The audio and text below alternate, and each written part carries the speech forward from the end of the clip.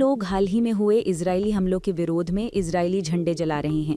ये हमले कई लोगों की जान ले चुके हैं और आज रात दमिश्क की सड़कों पर गुस्सा, डर और असुरक्षा का माहौल दिखाई दे रहा है। ये दृश्य 28 नवंबर 2025 का है, जब उमैयद मस्जिद में शुक्रवार की नमाज के तुरंत बाद लोग सड़कों पर उतर आए।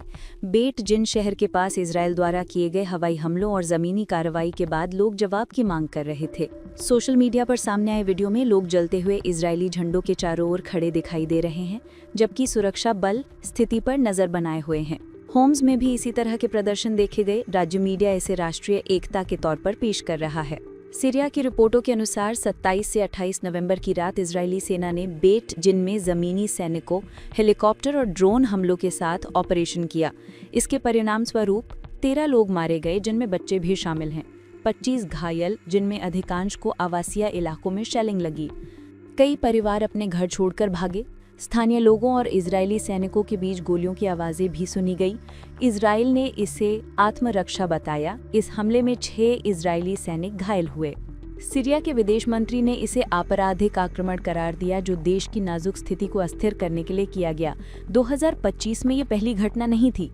सीरिया ने इजरायल पर 1974 की डिसएंगेजमेंट एग्रीमेंट का उल्लंघन करने का बार-बार आरोप लगाया है। इजरायल का कहना है कि ये हमले गोलान हाइट्स की सुरक्षा और दुश्मन बलों को पुनः सशस्त्र होने से रोकने के लिए जरूरी हैं। सीरिया का आंतरिक राजनीतिक परिदृश्य और जटिल है। देश अब HTS नेतृत्व वाली अंतरिम सरकार के तहत है और आंतरिक तनाव से जूझ रहा है। दक्षिण में कुछ ड्रूज समूहों ने खुलेआम विरोध किया और कभी-कभी इजरायली झंडे भी दिखाए।